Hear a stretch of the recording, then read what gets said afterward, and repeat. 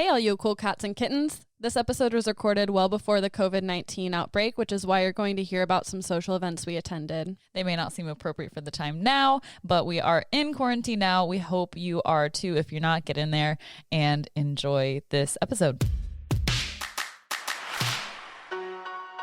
Hello, I'm Katya. I'm Hayley. And this is Night Classy, a podcast where two teachers unwind, sip wine, and discuss the topics they wish they could teach at school. So, what are we drinking? We are drinking Boda Box award-winning wines in an eco-friendly, portable packaged, and it pairs well with everywhere. Is that a typo? Well, pairs well with everywhere. Take it to school because you're a teacher. Why not? It's a Pinot Grigio 2018 from California. Yeah, we are drinking it. We are drinking it, and I think every single episode except for this one, we've been drinking Pinot Noir Boda Box. And it was just such a sunny, beautiful day in Memphis. I felt like buying a white wine, and I was worried Hayley would kill me. I was worried I was going to kill you because I'm strictly no white wine because it's bad for my taste buds anyway. For my taste buds. It is a little bad, but this one's pretty, like, I feel like my fear with white wine is, like, I always am afraid it's going to be too sweet. But this one isn't too sweet. It just kind of tastes like lemon water. Yep. Yeah. Yeah. That's the perfect description. Yeah. Like not I said, too bad. I just want tacos with it. Yeah. Light and sour. I'm a fan. Yeah. So Hayley, do you have any life updates? Do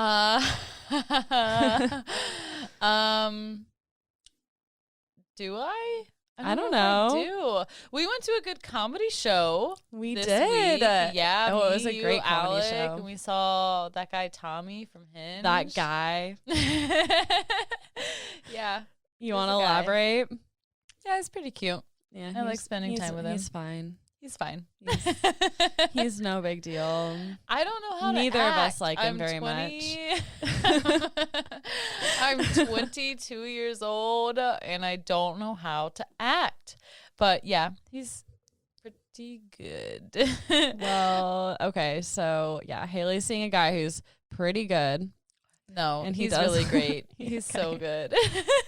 He's so good, and he does comedy. And we watched his show last night. Mm-hmm. We got out really late, and I felt like I was being a huge bitch to everyone because I was tired, and I was just like so sulking in a corner. Oh my God. If I didn't know you, I would definitely be like, right. That I bitch? looked so rude, and I just fall into this trap where I'm tired and I can't form sentences anymore. Mm-hmm. And it was a school night, and so I just like sat there and stared at the wall. I laughed during the comedy, and then like we were all hanging out afterward. And so you were like that before too? I was Okay. I was hanging out and like laughing, like everything was really funny, and then I was just ready to go home afterward, and we were all standing in a circle talking, and I was like slouching and hiding behind Alec, like, please let's wrap this up. Home? Yeah. I was so done, but it was a really great show. Yeah, Tommy was super funny. Mm-hmm. Yeah. It's funny because I've heard all of those jokes before, like multiple times at open mics, and it was so funny to see you guys react to it and see him like interact with a crowd that is actually there for comedy, because the open mics, he describes them being like, you know, some people are just there and they don't know that it's an open mic, and comedy just like happens to them and they're not about it. But it was fun seeing a crowd there being like there for the comedy, ready to listen, ready to laugh.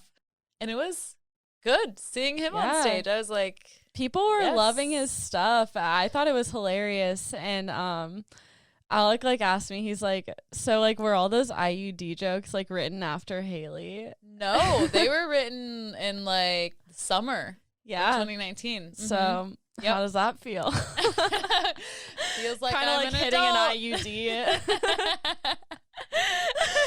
Just like a shot of pain. I'm like, wait, you weren't? I'm not your first? You're not? I'm not. You weren't waiting for me? Yeah. I'm not the first IUD you've been with. Feels like heartbreak. I just can't.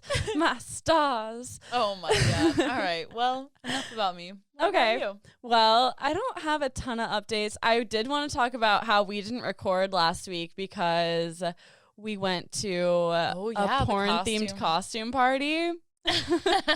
That is such a good theme. Shout out to Madison and Ginger. Madison and Ginger. Maddie. Yeah. It's funny because his name, like we call him Sonny, but his name is Madison, and then you just brought out Maddie. I don't know where that came from.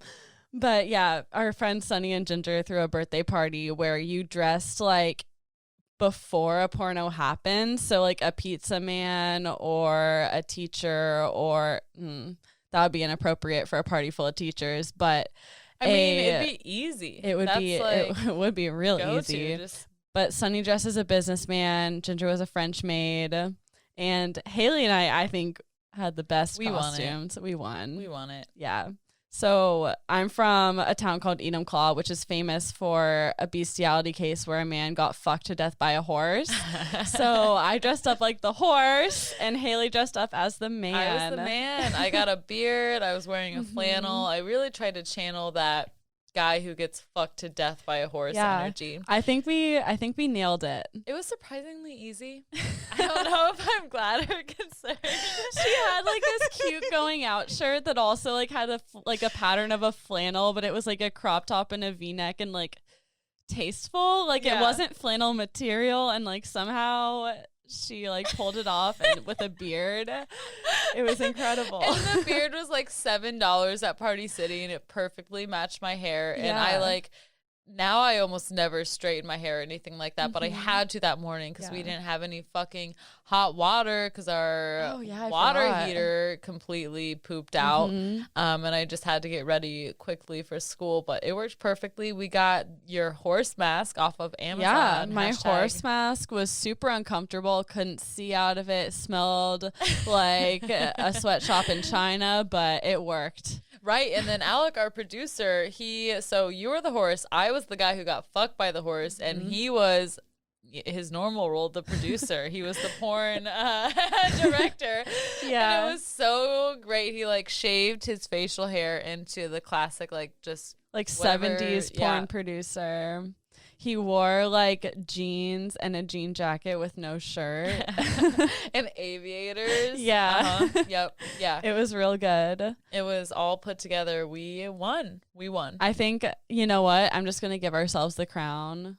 We won. Yeah. For sure. There was no crown for us to give, but I'm giving it to us. I've got crowns at home. You do. I do. Little Miss Prom Queen. And Homecoming Humble Queen. brag. Shut the fuck up. I never came anywhere close. How are we friends? It's just different now. Things are different for sure. I like to think I've improved since high school. For sure. I really don't know what happened. I think I was just nice to people. I wasn't. It worked out. So I think we should decide who goes first tonight. Yeah. All right. Let me get this queued up. I've got so as a reminder to our listeners, we have this awesome breathalyzer, and the rule is that whoever is more drunk is going to go first. So I'm going to go ahead and take it. Oh, wait. No. It's telling me to wait. Okay. We're going to wait 9 seconds. Okay. It's counting down. All right. Whoever's more drunk goes first and teaches Which the lesson. Will definitely be me because I've been drinking since 7 p.m. and it is currently 9:30, and Hayley I think just started at like 9. I had a glass of wine earlier. Okay. But so yeah, you might win. I think now it's resetting it. But we might want to do it twice again because this thing has been historically on the fritz. So I've been teaching my students how to calculate mean, median, and mode. And what we're going to do is calculate the mean and of how drunk we are right now. 0.12. Okay. Here we go. Oh, what? It's making me wait again. Maybe we 30 seconds? Oh my God. We need to buy a really good one. We need to spend like $500 on a breathalyzer. I would rather donate to us on Patreon. I set it up this weekend. No, we are spending $500 on a ghost box. Oh, good idea. All right, here it goes. 0.08. So how did you go from 0.13 to oh, I'm not going to ask any questions. The mean is around 0.1.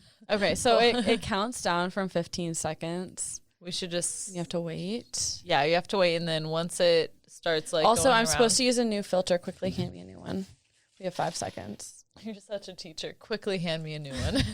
Quickly and silently. Wait. Oh, I fucked it up somehow. When I blew in, it's coming straight out the other side. What is it doing? This is solid content. It's just like beeping. Beeping and breathing. I think we need a better one. This one was $40. You can't get better than $40 breathalyzer. But you can. Do you have the box with you? I don't have the box, but I have the user manual. Hold on. Give me a new thing. You know you're doing a great podcast episode when it involves passing someone a user's manual to read.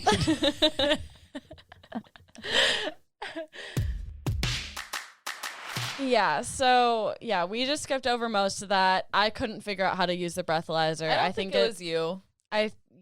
Thank you. I was just about to say, I think it's a faulty piece of equipment, and Hayley was blaming it all on me. Yeah, it's more fun to be like the devil's advocate than to not. But it fucked me up a bunch of times. I'm definitely more drunk because A, I couldn't figure out how to use a all you had to do was press a breathalyzer, button.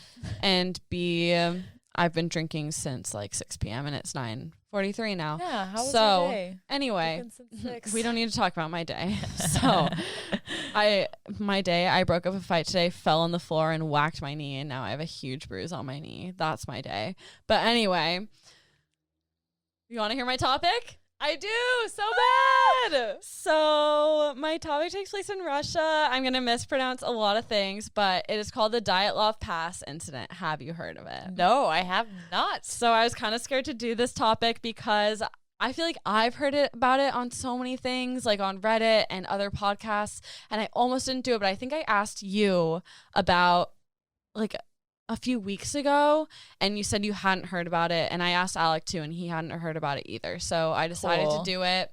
Hopefully our listeners haven't heard about it either because it's wild.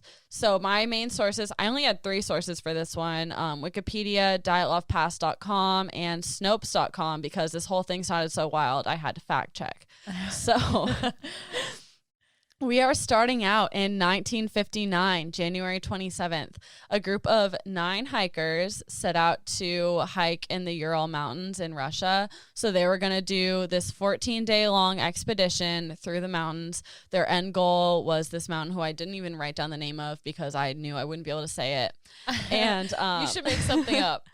It started with a B, the Burmakov Mountain. That's definitely not it. Okay, Burmakov Mountain. We're going to go with 14 days. Let's go. So they were trying to get there. They were not inexperienced hikers. So they were all they're mostly college students. They went to, it's called Ural Polytechnical Institute. It's like about like a little over 100 kilometers or miles, whatever, like, because it happened in Russia, like everything I read, like it switched between kilometers and miles so much. They're practically Who the knows? same thing. It's all a distance. It's all a measurement. Yeah, we don't know. Time is relative.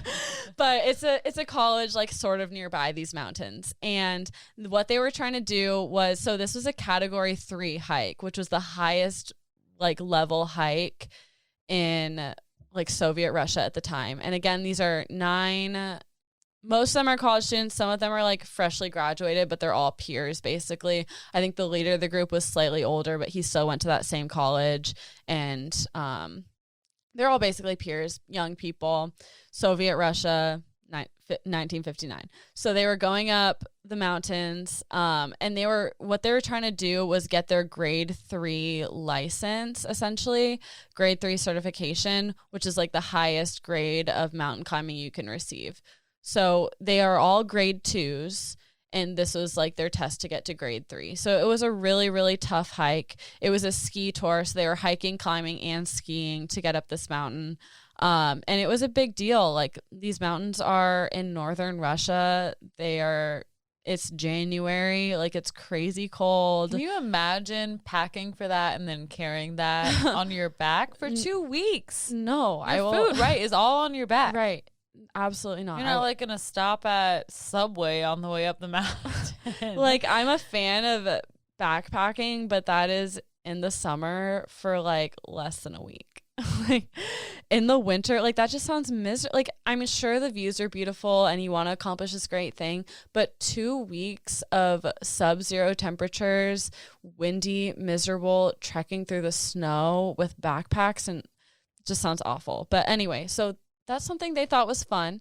So they went. I just want to point out, like, so things are about to go down, and it started out with 9 hikers, but one of them had to turn back because of health reasons. So we're going to go down to 8.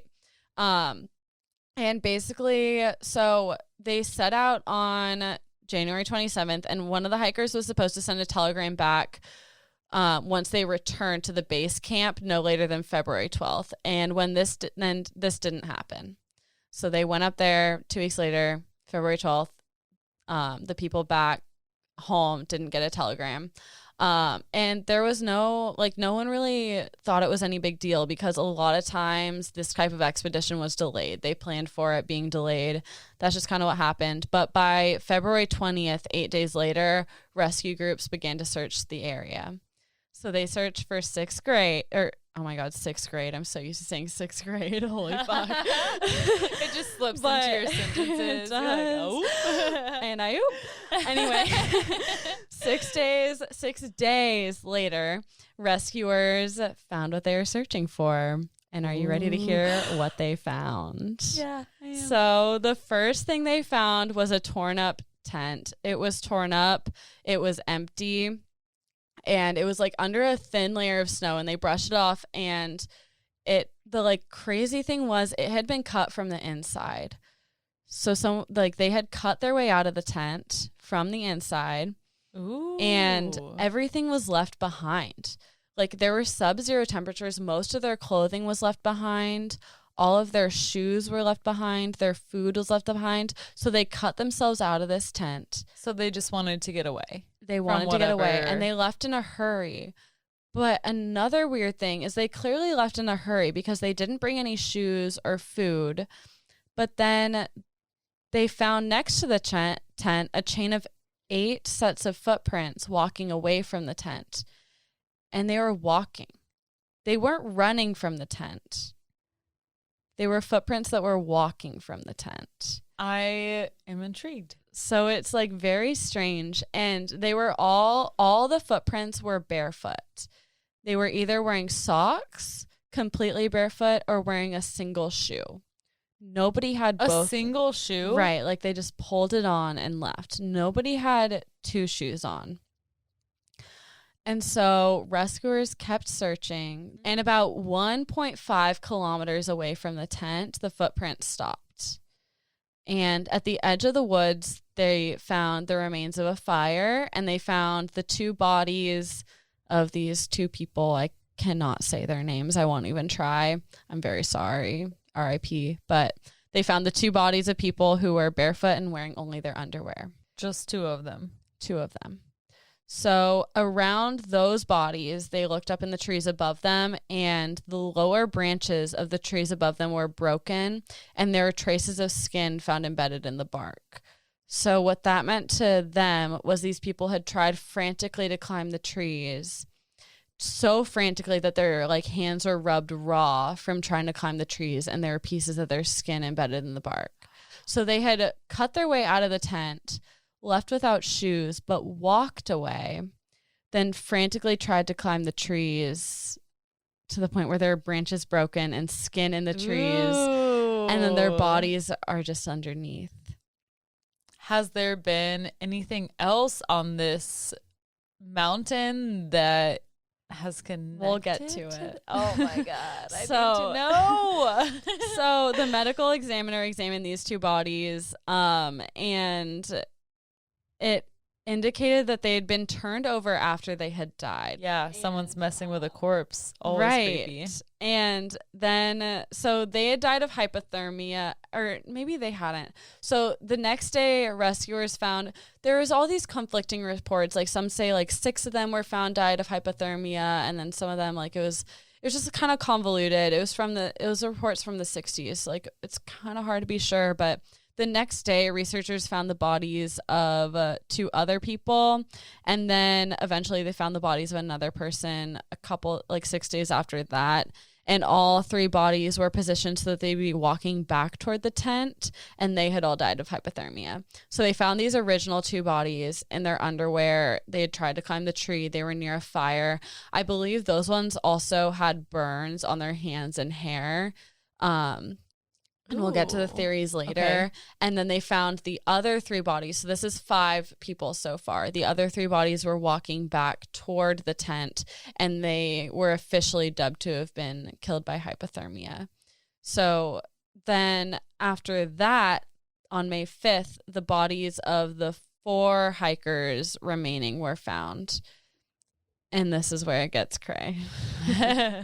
So 3 of those 5 had fatal injuries. The other ones had just died of hypothermia or exhaustion, like they died in the snow. Mm-hmm. These ones had major injuries. So 1 had a major skull injury, and the 2 other had major chest fractures. However, none of them had external wounds. It was all as if their injuries had happened internally from an extreme amount of pressure. And they said that the force needed for this kind of internal injury would have been like a major car crash. Okay. All right. So, I don't even know what to think right now. Right. I'm thinking all crazy things. It's crazy confusing, right? Yeah. And this is kind of what everyone was kind of dealing with. So they were also found nearby a running stream. So that's said to have caused a lot of soft tissue damage, but the soft tissue damage was really strange. Like they were like, one was found without their tongue, another was found without their eyes, like there was chunks of their face missing, and just like weird stuff on top of the internal injuries. And then it gets even crazier because some of the hikers' clothing were found to be radioactive. No way. Yeah. Russia is so fucking interesting. Russia's crazy. And these are, again, like, it sounds like some crazy conspiracy theory, but these are all things from the official report. And then, so some of them were found to be radioactive, and people are like, what's that about? And then, so during the open casket funerals of the radioactive people, their friends and family reported that their skin looked orange and their hair looked gray, which is another sign of exposure to radioactivity. So this is all what was found. Okay. And I'm sure you're wondering what happened. Yeah. Duh. Yes. Yeah. So originally, when everything was found, people were obviously speculating. And the original theory was that the Mansi people had attacked them. And the Mansi people are an indigenous group in the Ural Mountains. But this theory was quickly eliminated because the Mansi were peaceful and had never been known to attack climbers ever. Also, there were no footprints found besides the ones that belonged to the climbers. And the injuries of the last 5 climbers were too severe to have been caused by humans. It was some kind of major collision. Ooh. So after the theory of the Mansi people, no one really knew what to say. Can you imagine being the person investigating this as a crime and being like, I don't know. Yeah, like literally, there's just so much crazy stuff. You're like, your hands are. You just throw up your Russia. hands. You just move on to the next crazy thing. You just going on. So I'm glad you said that because what they said was they ruled the death of the hikers to be, quote, a compelling natural force. That's what So I love that they're glossing over it, but they also state that, yes, it's compelling, but we're done investigating. Right. It's just a natural thing that happens. Yeah. This happens sometimes. Sometimes in Russia, this happens. Sometimes in Russia. And people just die of a natural compelling force, and you don't know what happened to them. So that was kind of that. They concluded that it was a natural compelling force on May 1959, and the investigations were concluded, and the files were sent into a secret archive. What? Where for a long time they were hidden in a secret archive. They tried, the government was just like, this is what happened. We don't know. We don't really know what happened, but this is like our official explanation. Done. I wonder Goodbye. if they're ashamed of not knowing. That could be it. There are Or a lot of maybe they theories. do know. That's a theory too. So eventually, like, the family put enough pressure on them that they did reopen it. But first, I just want to go over like the main theory that people have had since then, which is the avalanche theory. So the avalanche theory is that there was an avalanche and the hikers heard it from in their tent and fled. I feel like their footprints would have been running if they had fled. Yeah. But you could tell the difference between running and walking. Yeah, if they were walking. So there's a difference. So they heard this avalanche and they would have run to the tree line for safety, made a fire to keep warm. Then, like, there was probably a lot of confusion. If they were panicking, they got separated. Some couldn't find their way back to the tent, so they froze to death. The reason the people were naked were maybe because they died first and the others had taken the clothes off of them to stay warm. Which, like, I just don't really understand because they had more warm clothes back in the tent, which was only, like, a kilometer away. Mm-hmm. And another theory that, like, winds into this, like, they're climbing the tree to, like, try to find their way back to the tent, like, to get up high to look for it. But the panic involved. And the panic and, like, also, I don't know, like, it's all just so crazy. But no signs of an avalanche were found. Like, the footprints were all still intact.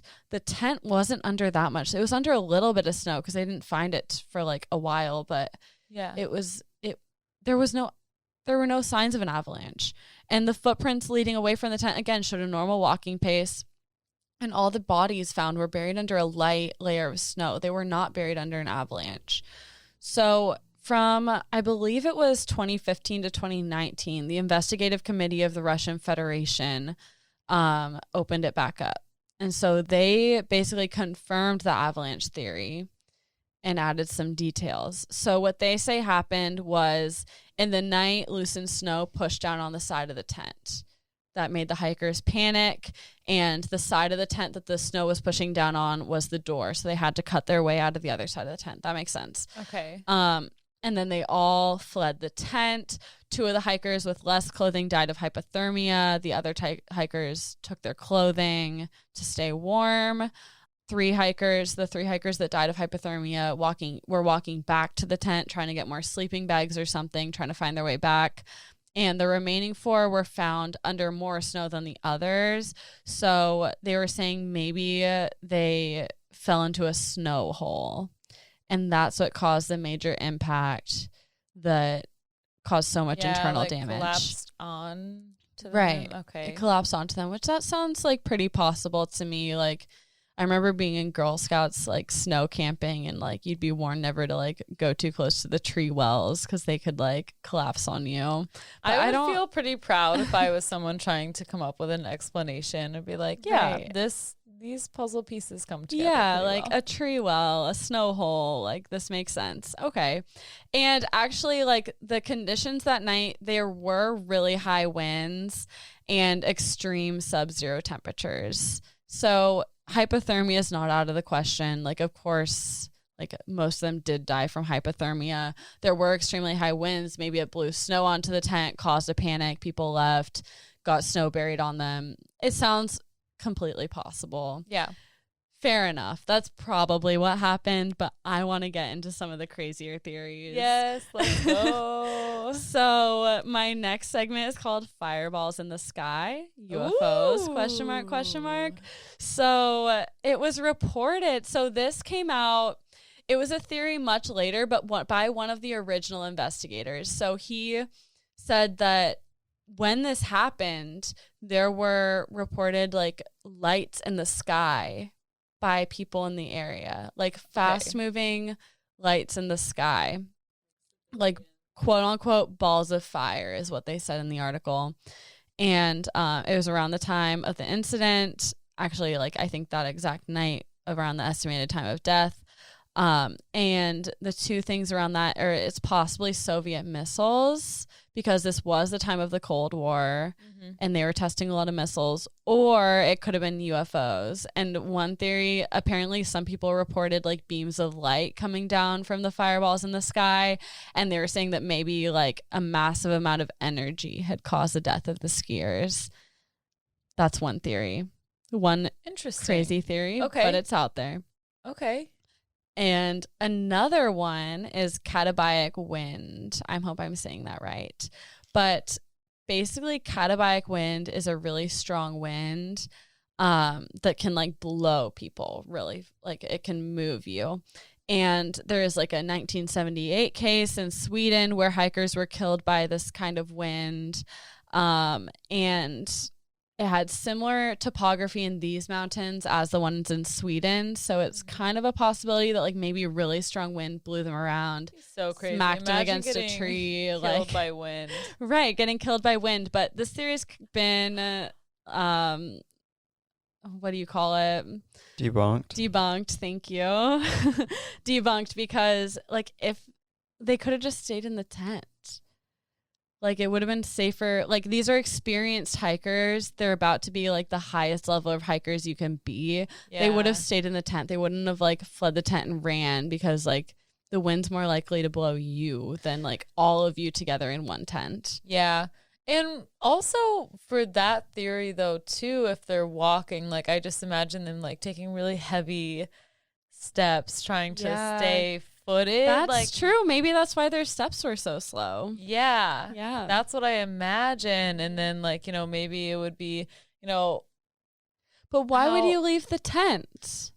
What if your tent got just swept up? Like, but their tent was still on the, like, their tent was on the ground where it was supposed to be. Yeah. Maybe they were worried that it wasn't going to be that. And then, like, if they have no control over the situation. But if it's 9 people weighing down a tent, but if the wind can blow the tent, it's gonna way easier to blow one person.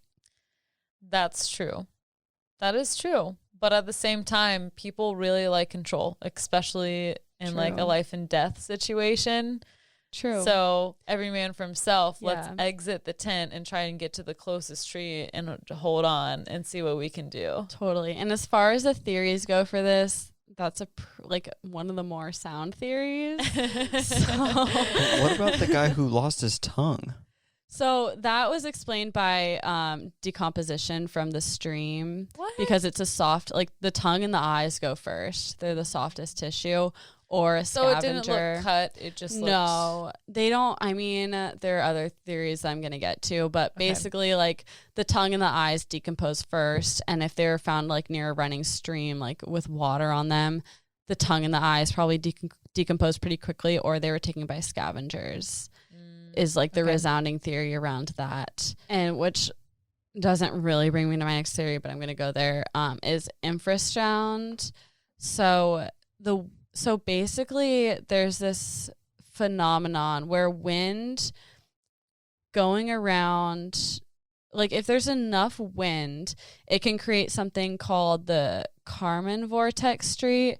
And there's some, I don't even know what you call it. Like the only word that's coming to mind is umlaut because I'm German, but like, like emphasis marks over the A's in that. So I'm definitely saying it wrong. I don't know how to speak Russian, but I'm going to call it the Kármán vortex street, which is basically when wind is high enough and is going around the right shaped object.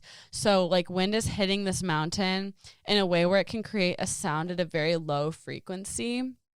And there's this theory that like this sound can possibly cause people to have panic attacks. And so like the theory is that like it made this infrasound, this really low frequency where everyone like kind of panicked, left the tent, and then they like got a kilometer and a half outside of their tent, like came to their senses and then started dying of hypothermia and like trying to make shelters, trying to get back to the tent, climbing trees. And like after they had like come to their senses. However, there have been laboratory tests done around this infrasound, and in laboratory tests, the sound didn't cause anyone to panic. It only caused them annoyance and slight nausea at the most. What was the laboratory test setup? So I don't know exactly. I was trying to keep this research brief. But basically they replicated the sound, exposed people to it, and no one had a panic attack or lost their mind. Most people were just annoyed or they reported being nauseous. Okay. But basically, sound caused them to panic. And then the way they explained the internal injuries was they had fallen into a ravine of rocks, which I'm kind of confused because... And then pulled themselves out? Right. So there are all these different theories and everything explains the internal injuries. They fell in a snow pit. They fell on rocks. An avalanche crushed them. And it's well...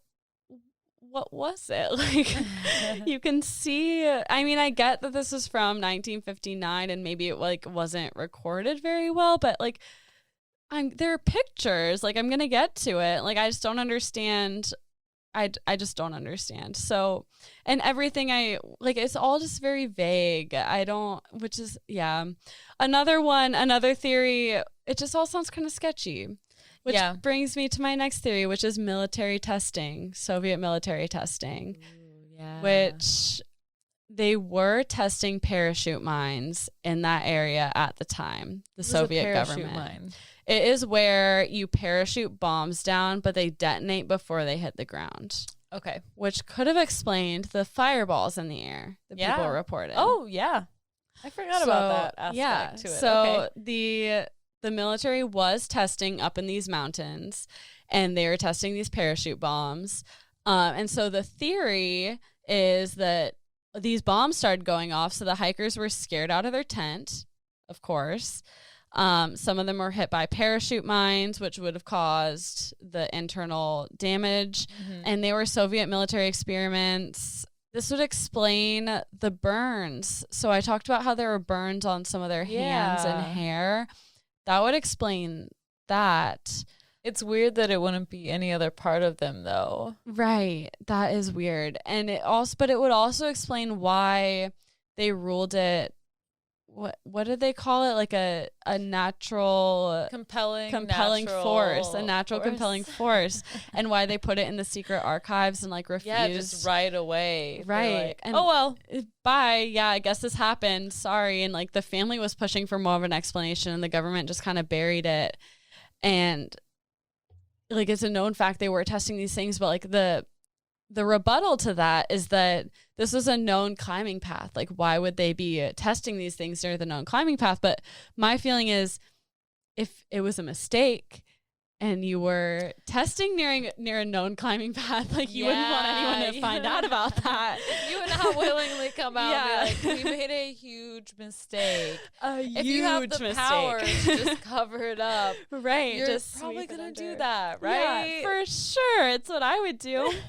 And then we go back to the radioactivity.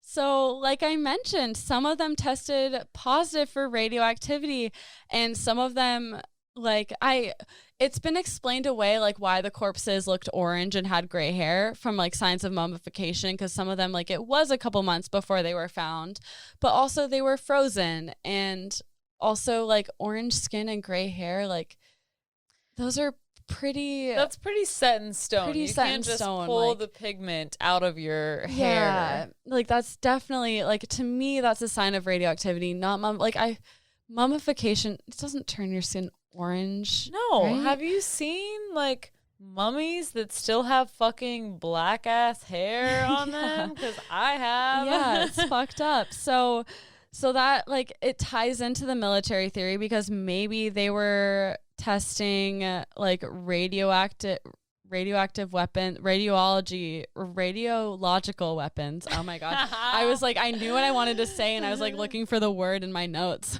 Radiological weapons, which could have put radioactivity on the victims. So that's a major theory. That's the one a lot of people lean into.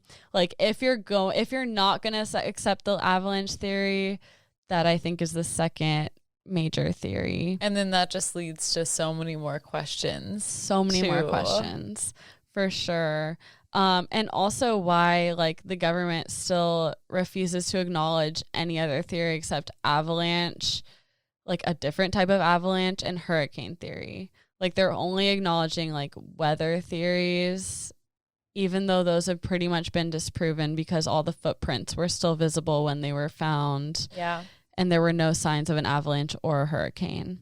It's just easier. It's that way easier. they have that power to do it for sure. that way. Yeah. And so like another theory is, this one's kind of moot to me, but it was like, it's a theory trying to explain why people were found naked, which is called paradoxal undressing, which basically when you get hypothermia, sometimes you feel really hot and you feel like you have to like take off all your clothes because you feel like you're burning because you're so cold. So maybe those people took off all their clothes, but I think the more realistic theory is that they died first and the other people took their clothes off them to stay warm. Yeah. Because their clothes sense. weren't found like strewn around right next to them. They're like, people were found wearing other people's clothes.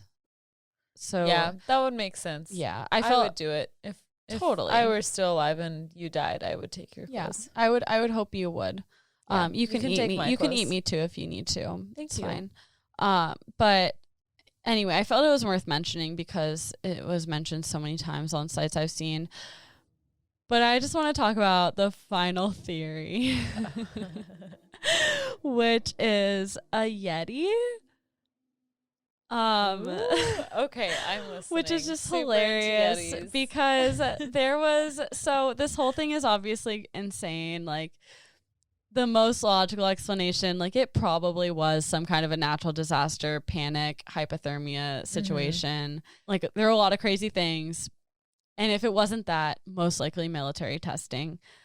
But But the Yetis. But the Yetis. So I don't know. I hope everyone's familiar with Yetis, but if you're not, it's basically like a snowy Bigfoot. Like they are white and they live in the snow. And there was a documentary on the Discovery Channel about this incident. What? And they decided to call it Russian Yeti, the killer lives. Or the killer lives. Oh my God. I'm so sorry. Yep. Russian Yeti, the killer lives. And they suggest that the killers were killed by a Yeti, and that's their whole thesis statement. Why did they break out of the tent though? Because they heard a Yeti coming. They had to rip themselves out of the tent. And this theory is supported in this documentary by two pieces of evidence. Essentially, one of them is a photo from one of the hikers' cameras. What? To me, it just looks like a person walking through the woods, but I'll show Hayley to see what she Let me thinks. see it. I don't know. He's got a pretty big midsection. Yeah, but basically there's like no discernible features. It's just like a dark shape in the shape of It's a just all man gray. going through the woods. And I just wanted to quote the show's host, who said, "When I found out one of the students was missing a tongue, immediately I knew this was not caused by an avalanche." Ooh, So, professor gives and their obviously something ripped the tongue out of this woman, which I guess was obviously a Yeti and not an animal. Is that something Yetis do? Is Yeti not an animal? Is Yeti a species? Maybe Yetis are the only species in the world that would rip a tongue out of someone or cause it to decompose. But that was the natural assumption that this guy made. And that's my final theory. Wrapping this up, in conclusion, I just want to know, what do you think happened?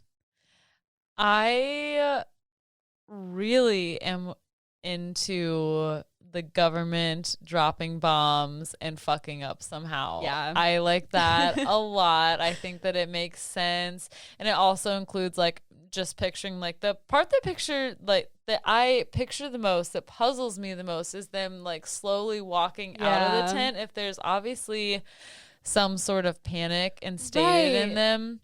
I think maybe it's a combination of a lot of the theories of there's something external naturally happening, but there's also something that is unnatural happening, and then you get the mixture of the two. So let's say they are dropping bombs, but then, you know, the winds are really high, and let's say maybe there is a touch of, you know, some sickening tone to the wind and you just need to climb a tree and fuck up your hands and get naked. You know, it's crazy. I like that you it's combined Russia. all the theories. It's crazy. It's Russia. It's Russia. I like it. Yeah, that's really good. We don't know what happens. All right, let's take a. We won't Quick find out. break. But anyway, let's take a pee break and we'll be right back. All right. See ya. Hayley, has anyone ever been a total dick to you? Oh my gosh, yes. Well, good news. Now with Dicks by Mail, you can anonymously send them a box of candy dicks and politely tell them to eat one. Dicks by Mail sends dick-shaped candy anonymously to your friends, coworkers, grandma, whatever. Their products include gummy dicks, confetti dicks, and very realistic-looking chocolate dicks that come in both milk and white chocolate. Oh my gosh. You know what? I can actually confirm they are very realistic looking chocolate dicks. My best friend had one sent to her and she was calling our whole friend group like, did you send this? Did you send this? She sent a picture in the group chat like, and there are veins. Like it is very realistic. I went over, ate some of her dick, you know, like best friends do. It's really quality chocolate too. And it's so fun, like the mystery of who it came from, and it's just such a funny product. It's great. Right. It's meant to be a fun experience. Dicks by Mail was created to put a smile on people's faces. It's not meant to be a threat or a way to bully. If you're sending this with the intent to ruin someone's day, then maybe it's you who needs to eat a bag of dicks. Probably. And if you want to eat a bag of dicks or put a smile on someone's face and a dick in their mouth, visit dicksbymail.com, dicksbymail.com, and enter the promo code NIGHTCLASSY, the name of this podcast, Night Classy, for 25% off of your first order. Go check it out now. Okay, you're rolling. Sweet. All right. Well, we heard a word from our sponsors. We peed. We have a new friend who joined us. Tommy, that guy from Hinge. Yeah. Watching us. That guy. What did you say about him? He's cool, I guess. He's good. He's good. Okay. He's good. Good. All right. Well, anyway, I'm ready to hear another story. All right. Well, I will tell you one. So we were talking earlier and you were talking about how you feel like sometimes you don't recognize in the moment if you're being like a bitch or not, or if you're being mean. Yeah. And this just made me think like I had one moment where typically I would be a bitch and not care about what someone was saying, but in this moment I surprised myself and actually did care about what someone was saying. That's a big step. A step towards what? I've never experienced that. And not only that, but I was like interested in someone's hometown. Really? I've never in my life been interested in personal details about someone else. Yes, you have. What about Alec? Okay, maybe it's like the 1%. It's the 1%. And I'm conscious that like I feel like I try not to talk about myself too much either, because I'm conscious that like nobody fucking cares about your personal anecdotes about like middle school. Like it's not cool or funny. And I don't care to hear from it about anyone else. And I'm not going to bore you with the details. Right. But not everyone is that way. Fair. And I'm that way. And that's why I seem like really mean sometimes, because I blatantly ignore people. You don't talk to other people about that, and you don't share that either. So no, you're just who cares? You sent me middle school pictures today. I did, because I know you're someone who would really appreciate those really cringy ones. You have to break the shell. They were real bad. I was wearing Jonas Brother t-shirts and shutter glasses, like posing like a gangster. It was embarrassing. And this is posing like a gangster. That's what I thought was a gangster when I was up, like 11. Yeah. like what up? Yeah, fight me. But in the like most cringy skinny white girl way possible. Yeah, I think that if you look that up, maybe your picture would be in there. Oh yeah. I should definitely put it on like r/Blender years. Oh, Yeah, should. I should. I have. Oh, okay. Alec is giving me the camera. Oh my God, this is worse than I thought it was gonna be. It's bad. That's why I sent it to him. You look. How old were you? Like 11 or 12. Okay, so like pre-puberty. I hit puberty very late. I don't. Okay. I actually am not certain that I 'Cause have you hit look- puberty because I. And I'm over here going through 2 puberties, second puberty and Right. first puberty. I got the puberty with the acne, but I never got boobs. You look like a boy. I still would look like a Alec boy. is shaking his head. He's like, Yeah, yep. yeah. I told her she looked like her little brother. Who is a boy. So I only got the bad parts of puberty, which is where you get oily skin and acne and greasy hair. I never got the good parts that make you look like a woman.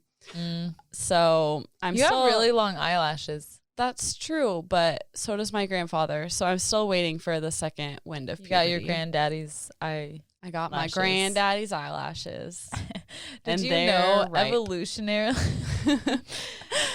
That's disgusting. Evolutionarily, they think that your eyebrows are meant to keep all the little specimen from did like your know head that. falling out. Yeah. Okay, well, I'm gonna shut up and So start fuck talking you. about my time. Okay. Anyway, I was extremely interested in someone's hometown. And not only that, but I was in a social setting where I knew one person Okay. and there were a bunch of other people that I did not know. Okay. And so obviously I was like, Yeah. And so T-Rex hands. Yeah, I was like, what am I doing? But I started talking to this girl called Keely, a friend of Tommy's, and she was talking about her hometown. Like, we were kind of just exchanging information. She's also a teacher. Cool. And she was like, yeah, I'm from Fort Smith, Arkansas. And because, like, you know, you've experienced this. Everyone is like, where are you from? Yeah. And you're like, obviously not from here. Right. Like, it's so clear. They just need to Listen to know the where sounds. you're Yeah. from. Yeah. I don't know if it's the way we talk or what it's the way we is. talk. It's our whole look. Like, the first thing out of people's mouth is, where are you from? They're like, 'Cause you're a sore it's thumb. not here. Where are you Yeah. from? So we were talking about where we're from, and she says that she's from Fort Smith.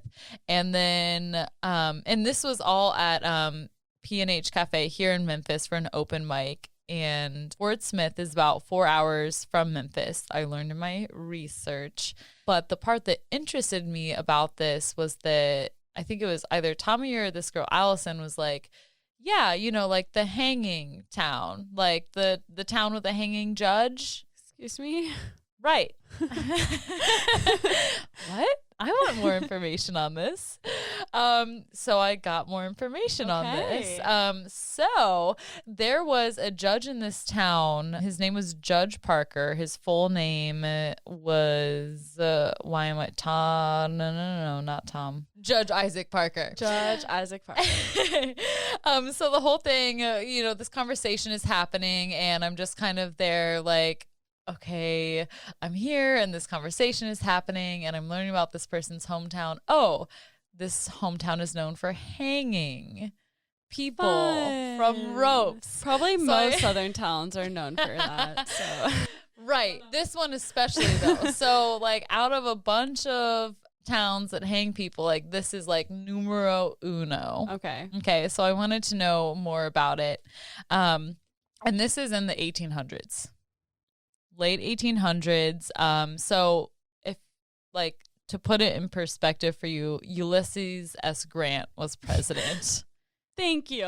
That helps a lot. To me, I was like, I thought it was earlier than that. I thought Ulysses, I can't even say his name right now. Ulysses. All right, history major, sit down. So I'm a history major, but I don't fucking know when Ulysses S. Grant was president. Who cares? Well, to me, it seemed intrinsical to this story, but Okay. apparently not to all. But anyway, 1875, Oklahoma, as it is now, was Indian territory. Yes. So it's basically this untamed territory free of, I quote, the white man's court. Yes. And the only court over this Indian territory, which was still like a jurisdiction of the United States, but it was kind of like free law, like cowboys. Like and we shit. pushed all them there via Trail of Tears, and you're like, here, have Oklahoma. So the closest Have court fun. and the only court over it was Fort Smith, Arkansas, which is where this girl that I was talking to was from. Okay. And so a few things about Isaac Parker, the judge. He lived to be 50 years old. He was born in Ohio. OHIO, go Bucks. He ended. He was born in Cincinnati, and then he No, Brown County, bitch. might be. He was born in Ohio, somehow ended up in Arkansas. I didn't feel like really reading everything into that, so I didn't. But he ended up being a politician, and he was appointed by Ulysses S. Grant. I always never say get it Ulysses. right. It might be Ulysses. I always can't say read. Ulysses. I can't Ulysses. rhyme. Ulysses. Wow, I've been saying it wrong the whole time. That's fun. What is it? Say it again. Ulysses. Ulysses? Ulysses. How the fuck is that a name? Greek. Hayley sees. Go ahead, tell us the rest of You this. can't rhyme and you can't pronounce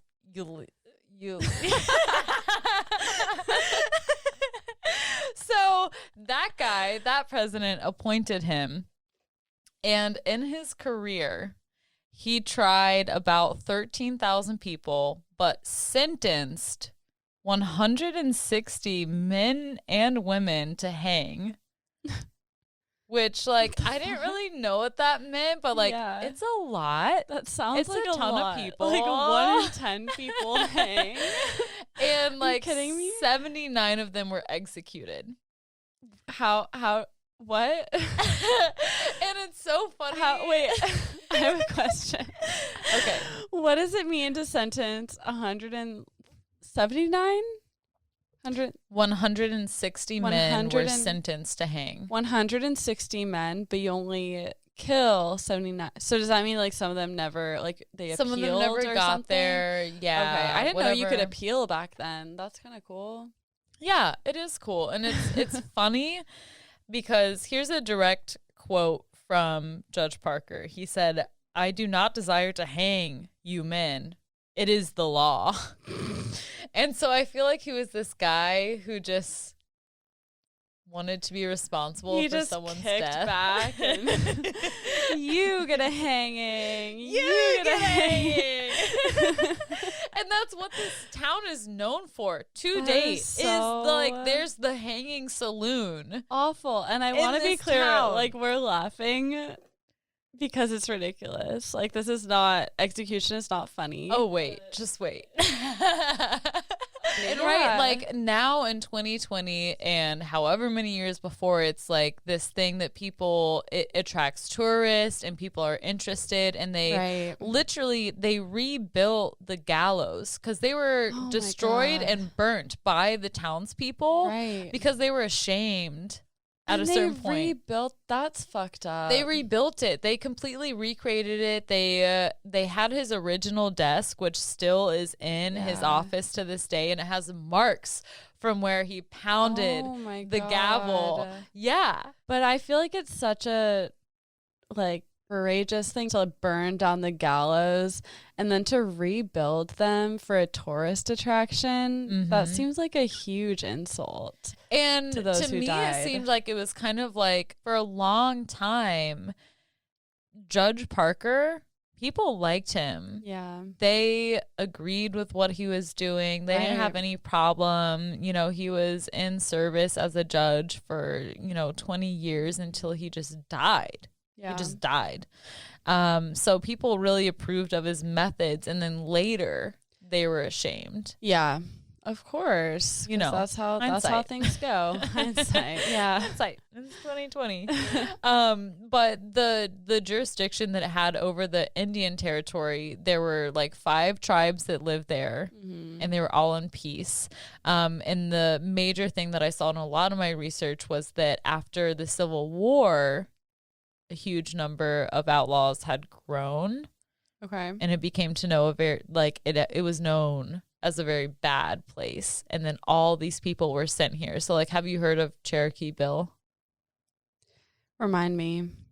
Okay. I had not really heard of him. Like, it seemed familiar, but I wasn't sure. It's familiar. Whatever. There's a lot of things about him. This is really short. But his full name is Crawford Goldsby. Which, like, that's a character, right? That's someone in a fictional story. But Cherokee Bill just has a ring to it. Cherokee Bill. He doesn't ride a horse. He rides a donkey. Okay. But he led a gang of murderers and thieves in the late 1800s. His mom was Cherokee, African, Indian, and of white ancestry. So she was a melting pot. Father was of black and white ancestry. So he just had a lot going on. And he killed his own brother-in-law at the age of 12 years old. Oh my God. Because his brother-in-law like told him to do something, and he was like, no. What did he tell him to do? Fuck you. I didn't include it because I can't find it. What would be a demand enough to make him kill him? Hold on, let me find it. I've got it pulled up right here. Boom, boom. I'm imagining him telling him to like go fetch a bucket of water from the well. All right. You're pretty close. This is a quote from legendsofamerica.com. So it was at this tender age of 12 years old that some say, insert Cherokee Bill, killed his first man. Crawford, large for his age, confronted his brother-in-law, who had told him to feed some hogs. Oh my God, of course. I knew it was something like that. Fetch a pail. Grabbing a gun, Crawford shot and killed him, but was not prosecuted because of his age. Wow. Cherokee Bill, y'all. Cherokee Bill. Take a bow. I'm Cherokee. Better watch out. Okay. But he, you know, as you do, leading a gang of murders and thieves, you eventually get caught. Basically, he tried to rob this major bank, and he had acquaintances with him who he said that they were going to receive $1,500 reward each. But that didn't happen. He was captured, and then he was quickly delivered to Fort Smith, Arkansas. Okay. So this like infamous criminal meets this infamous judge. Okay. For hanging. But Cherokee Bill escaped. Or he tried to anyway. So he tried to escape. Basically, someone slipped him a gun. He got a gun somehow, and it led to this standoff between him and a guard, and he killed the guard, got away, later ended up still being captured. Can you imagine living in the West at this time? God, like, no. Holy fuck, they're just standoffs between sheriffs and criminals like in your town all the time, and you can't do anything about it, and there's one sheriff, and if they get killed, it's just like, do whatever the fuck you want. Free range. Yeah. Just no problem. But also at the same time, like, there's that thought process, but also there's 5 Indian tribes living in peace. And there's all this pushing from the white man just causing fucking trouble turmoil from the start of history. So he escaped, but not really. He ended up getting captured, and then Cherokee Bill was hung by Judge Parker. Okay. He ruled him unsurprising. Right. But the one thing that I found particularly interesting is that a lot of people at the time found all of his actions like, yes, this is good. We believe in this. Like, this is good. The judge. Yeah. Okay. All of I thought you were talking about Parker's Cherokee actions. Bill. I'm like, What did he do? He was Robin Hood. He was the OG. That's Robin what I Hood. thought. They found all these hangings appropriate, and an opposing view was Cherokee Bill's lawyer is cited as saying his lawyer, talking about Judge Parker, saying that he was a, and I quote, bloodthirsty, mad dog who killed for the love of killing. Buffalo Cherokee Bill's lawyer said that? Mm-hmm. About Judge Parker. Oh. Not Cherokee Bill, the judge who sentenced. He put the judge on trial. That's ballsy. You realize that the judge... What? You bloodthirsty mad dog. You kill for the love of killing. Can you imagine going out, what is that going to accomplish? Nothing. He had nothing to lose. He was already sentenced to death and escaped and killed a prison guard. So obviously he's going to get killed, so he gets to speak his mind. He just wants to rile up the judge. Yeah. Yeah. He's trying to get a quicker death. So that was really funny to me that it's quoted on this website, Legends of America. And then I have a few other random notes, and then I'm going to wrap this up. Right. So there are 2 days where Judge Parker hung the most amount of people, and they're referred in 2 days? There are 2 days specifically. It's January 16th and September 3rd. Was it is it fucked up that I was really hoping one of the days would be my birthday when you said January? You should have just been born on January 16th. God, if I'd waited 10 days, I know my life could have been so much better. It could have been so much better. Your birthday could have been Kat's birthday, aka Noose Day. Literally Noose Day. Oh, never mind. But the thing that I need to backtrack this is that the gallows were built in a certain way that they were able to accommodate for 8 hangings at a time. Oh, and my it was God. all a single lever. It was 16 feet long, and it was just one lever that pulled the floor. That is the most messed up thing I've ever heard. I just got chills. Yeah. That's fucked up. So it accommodated for 8.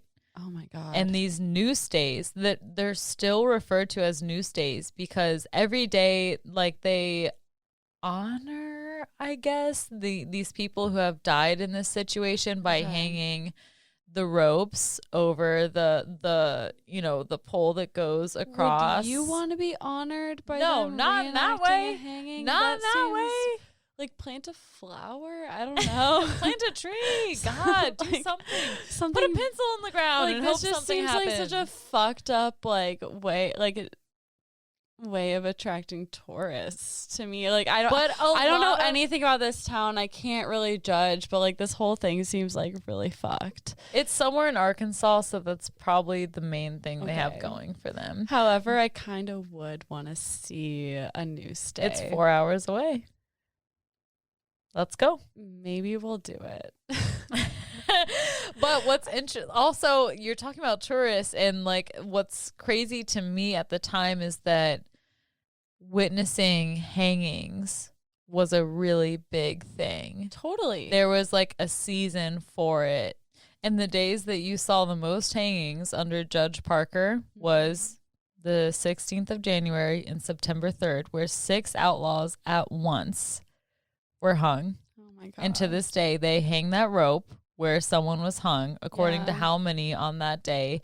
And it is kind of fucked up, but at the same time, I think you should not forget the past because it repeats itself, and it's a very real reminder. All I know is that at the time, people thought that, this was fine. Yeah. Which I did not do enough research to see, because I know he was really hard on murderers and rapists. Okay. Which seems good. But also, back then, how do you prove a murderer or rapist? Right, especially in the Wild West. Yeah. Yeah.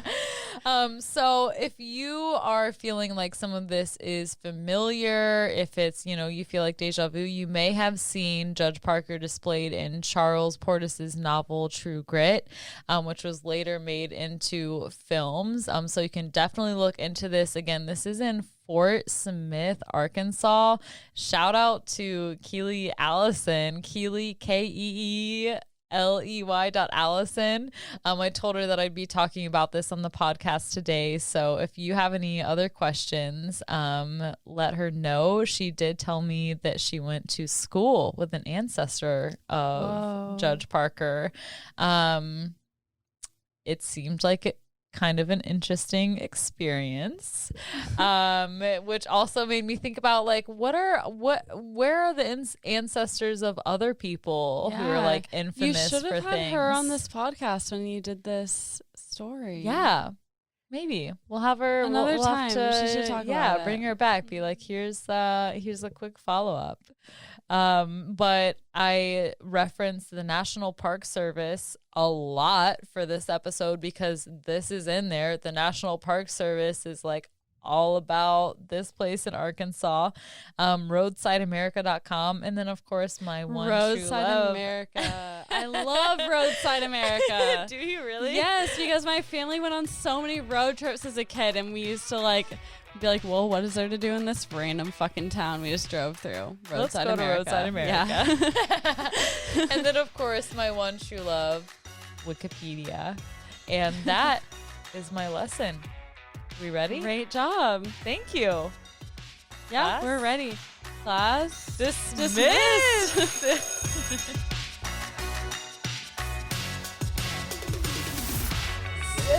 That was so good, Hayley.